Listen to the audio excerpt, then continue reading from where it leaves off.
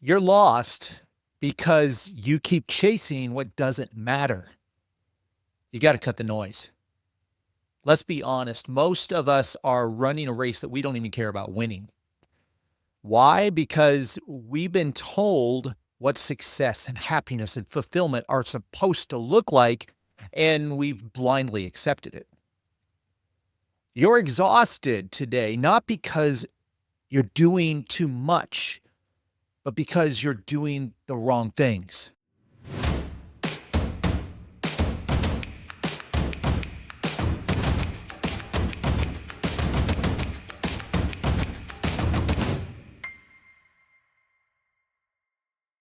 Hey, all. Thanks for joining us here at the Bulletproof Mindset Podcast, where we're going to discuss our biggest flops, our darkest skeletons, and the ways in which we can use those experiences to create the bulletproof life.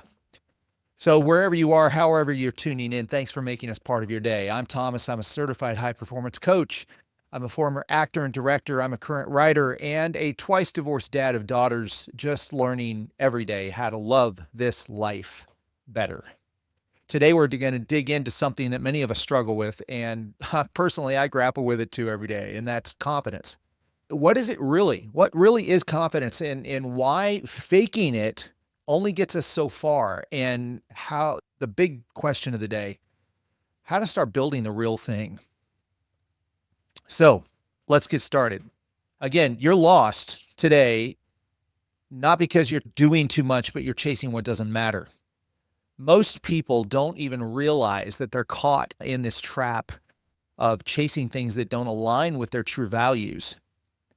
Oftentimes we look at our to-do list and we see all of these things that are important, or rather we think that they are, the things that are good, the things that need to be done. And I'm talking about cleaning the kitchen, doing the laundry, cleaning the floors, mowing the lawn, tuning up the car, going to the grocery store, putting the clothes away, making the bed, all of these things that are important. I mention mostly house duties, but household duties are important if you enjoy living in the space that you're in, regardless of who you are or what role you have in your home. It's not just about working hard, it's about working smart, focusing on what really matters. I can look at all of the things on my list, all of the things I can do, even if they're things that are involved with my business or my passion or my hobby, all of the things that I want to be doing. There are things that I can do. How many of those things are things I should do? Or are they just things to occupy my day and make me feel accomplished? When we don't have clarity and the world's going to fill the blanks in for us, that's the noise that I'm talking about. It's not that all of those things on your list aren't important. What things clarify and cut out the noise, and what things just create more? When we don't have clarity, societal expectations, toxic productivity, endless comparison traps develop. Dr. Brené Brown in his book says, clarity is kindness. Clarity is unclear values that lead to unkind behavior toward others, toward ourselves. We have to get away from those unclear values and really just center in on what we should be doing. The truth is, if you don't cut through the noise, you're going to keep feeling lost. You're going to keep feeling stuck. You're going to be chasing mirages that just leave you empty, unfulfilled, with a mouthful of sand. Let's be real for a second. What happens if we don't fix this? What happens if we don't resolve this issue of the noise that can honestly cut through our confidence? Number one, your relationships are going to suffer. When you're running yourself ragged, chasing the wrong goals, people who matter most in your life get your leftovers. What happens? Let's turn the tables. What happens in your mind, in your heart, when you have a friend or a family member or a partner, etc., and you're continually feeling like you get their leftovers? Let's just take this metaphor a step farther. Who likes eating leftovers? Okay. Now, there's some meals I think are better the second time around than when they were fresh, but that's not the majority of the time. I want that fresh food. I want that fresh meal prepared, and I don't want your leftovers. If you're important to me and I'm important to you, I do not want your leftovers. Relationships are going to suffer when we don't fix this. Second, your confidence is going to plummet. Without clarity, every failure feels like proof that you're not enough. Yep, one more indication, one more piece of evidence that I'm just not enough. I'm just not cut out for this. I've just got to completely give up. You'll keep believing that lie that something's wrong with you, not your priorities. And then another thing that'll happen if you don't fix this, you're going to burn out. No matter what it is that you're passionate about, no matter what it is that you have as far as a goal in your horizon, you're not going to get there. You're going to burn out long before the finish line because the constant hustle for things that don't matter drains your energy. One day you're going to wake up wondering where your life went. You're going to wonder, what have I done with the last 5 years, 10 years, 25 years? I'm going to say, take a moment here, and I want to give you my definition of confidence. Okay. So we're talking about confidence today, and a lot of people wonder, what is confidence? Most of the time in my dealings and inner workings with the clients that I work with in high performance habits, we grapple with this. And one of the first questions that I ask on this subject is, what do you define as confidence? What does confidence mean to you? And most of the time, the most common answer, it comes down to this: knowing what to do, knowing how to ask, knowing how to proceed, knowing all the answers. That is what gives me confidence, is having the clarity and the understanding of, I know what to do. I beg to differ. There are very few times in life where we have that scenario, where we're presented with a situation or scenario that is challenging, in which we look at that and we're like, okay, I know what to do. You name me one relationship you've had where you've always had that I know what to do mentality when it comes to approaching a conflict or navigating a situation, maybe an argument or a fight. Of course, we don't always know what to do. We don't always know what the right answer is. What's that next step of integrity for me? We don't know those things. Very rarely in life do we have those answers. Here's what I believe confidence is. Confidence isn't knowing the answers to the questions. Confidence is trusting yourself and building trust in yourself to figure it out when you don't know what those answers are. And guys, let me tell you, confidence is not a state of being. It's not just something you have or you don't. It is something you can acquire. It is a skill that you can build. It's a habit that you can form. And that's what we're talking about today. I remember back in my life, I remember the moment that I realized, one of the many moments I realized I was chasing the wrong things. It was a Thursday night. I just wrapped up a long day of working on a project that I was involved in, knee deep in, neck deep in. Yeah, I didn't even care about the project anymore as so much as just finishing it, getting it done. My daughter, my youngest daughter, had been asking me to help her with something school related, some schoolwork all day, all afternoon and evening. Daddy, I need help. Daddy, I need help. When can you help me? Do you have a moment? And I kept putting her off. This was a project that was important to my work. It was due the next day. It was my homework. Finally, she looked at me and she said, "It's okay, Daddy. I understand you're too busy." She walked away from me in that moment, and she walked back upstairs to her bedroom, and I sat down in my office space, and you can imagine how low a moment that was for me and how I felt. It was like a horse kick to the jaw. It hit me like running 60 miles an hour into a brick wall. I wasn't too busy. I was too distracted. I was too caught up in the work that didn't align with my values. I was too captured by the noise of crap that didn't really matter in the moment. That was a wake-up call for me. I had to figure out what really mattered. I had to understand what the one thing in that moment that I should do, not all the things I could do, but the one thing that I should do, and fast. Hey, it's Thomas, and if this episode resonates with you, I want to make sure you know about our free community, Becoming Bulletproof. It's a free community built for people just like you, people that feel stuck in the shadow of past failure or struggling just to move forward after setbacks and challenges in life. Maybe you've struggled to find a place where you can finally reclaim your identity or rebuild the confidence you've lost or find that resilience to thrive.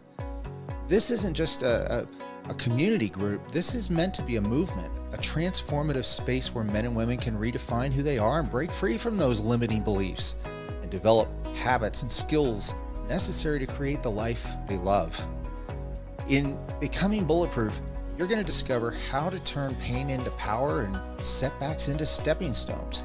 You'll find tools to build emotional resilience and clarity and confidence, even practical strategies for setting boundaries and mastering time management. I mean, who doesn't need that? Forming habits that fuel long-term growth? Bring it. Most importantly, you're going to find a community that's got your back. Every step of the way, we're going to share stories and celebrate wins together, hold each other up when we need that support to move forward. So, if you're ready to stop letting your past define who you are today and start living that creation of a future you deserve, well, this is your moment. This is your step. Join Becoming Bulletproof today. It's free and it's waiting for you. So go to becomingbulletproof.info right now and sign up for that free community. Let's do this. Together we can become bulletproof. Join today.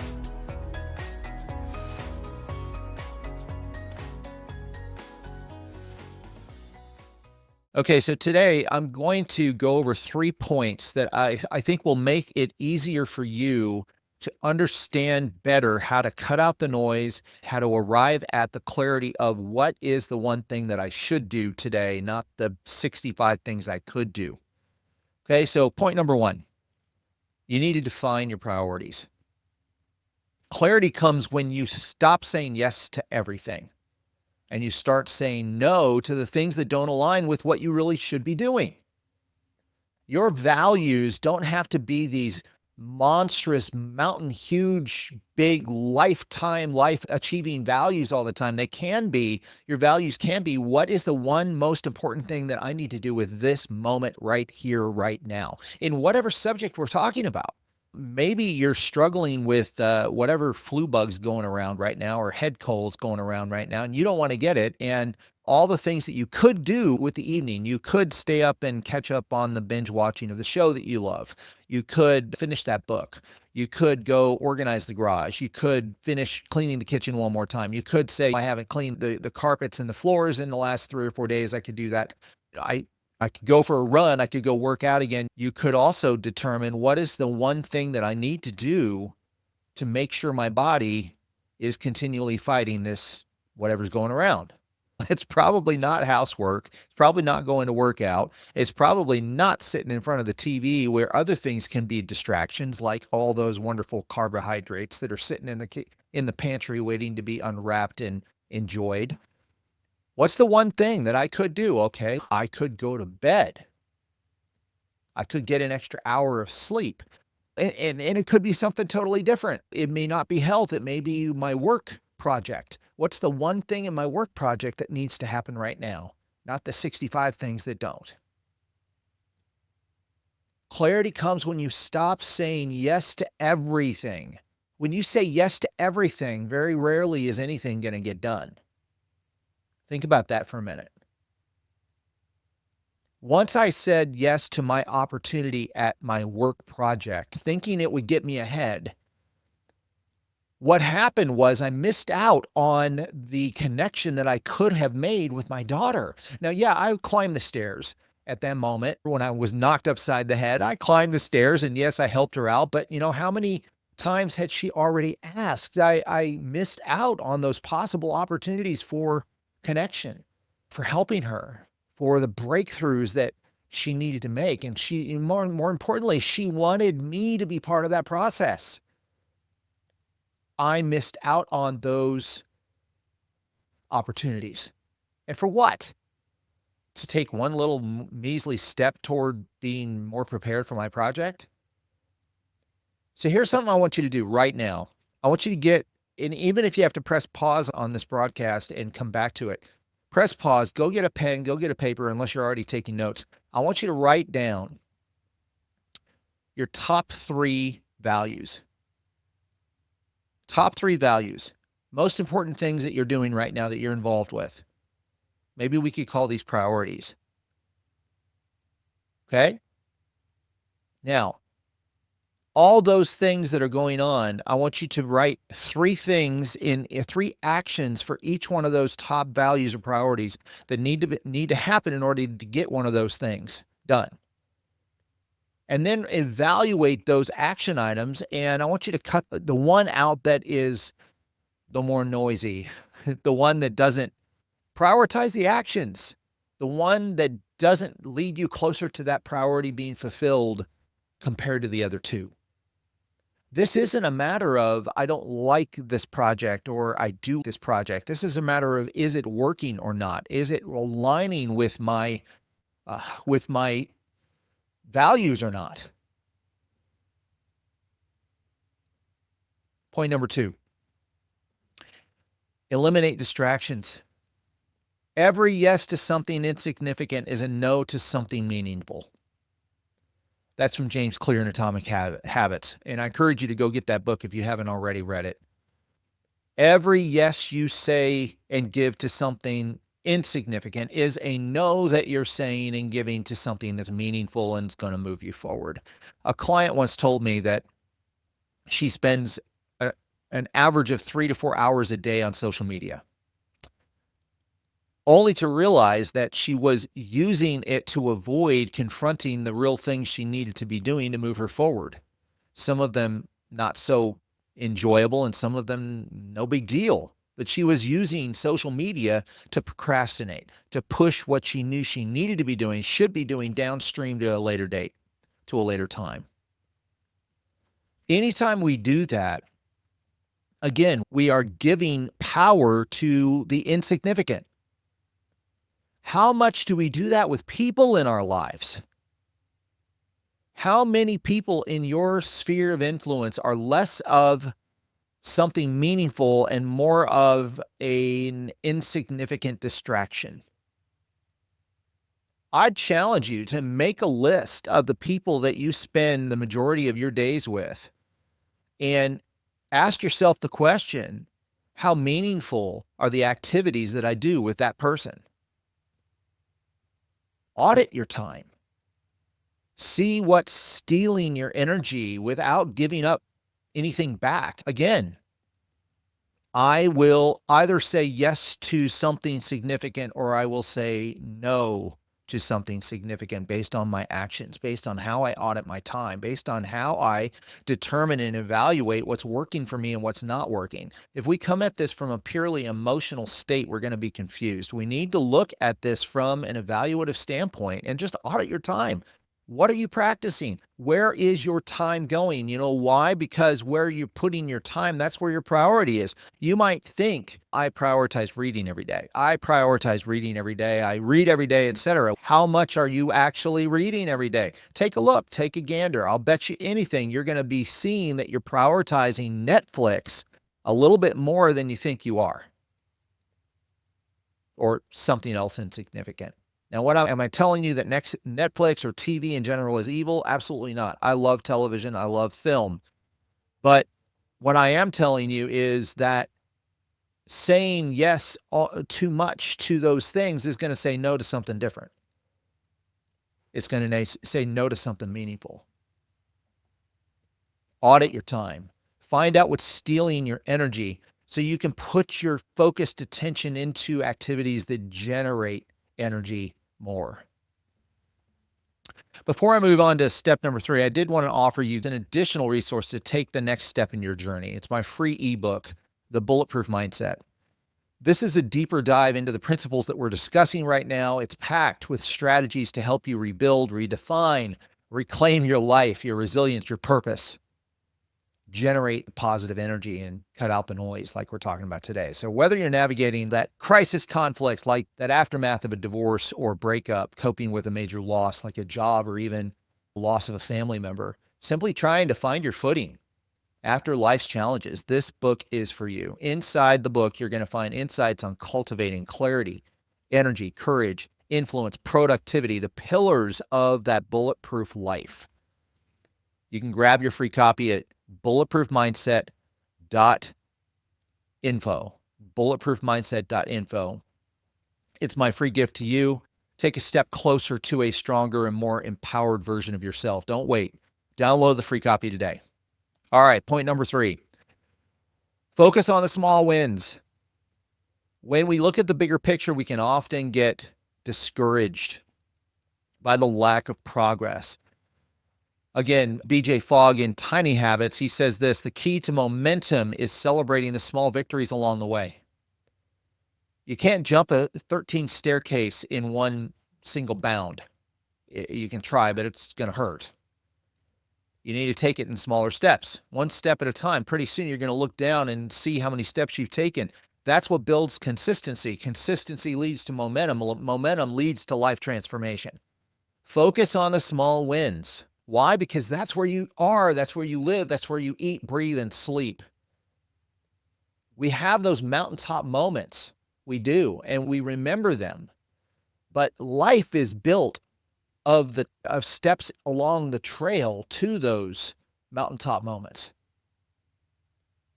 After my second divorce, I started with tiny habits like journaling. 5 minutes a day. Let me tell you, it's one of the hardest habits I've ever formed in my life. And I still struggle with making sure I get that done every day. I don't get it done every day, but I will tell you that now, looking back at after 6 years ago when I started this tiny habit, on the days I don't journal, I have less clarity, less productivity, less courage, less influence, less energy than the days that I do journal. 5 minutes. It doesn't fix a thing. It doesn't resolve any problem. Oftentimes, it doesn't give me any more clarity about what the next step of integrity is for me. So why in the world do I do it? Because over time, each one of those little segments of 5 minutes has helped me rebuild my focus, which in turn transforms my practice, which in turn has transformed my life.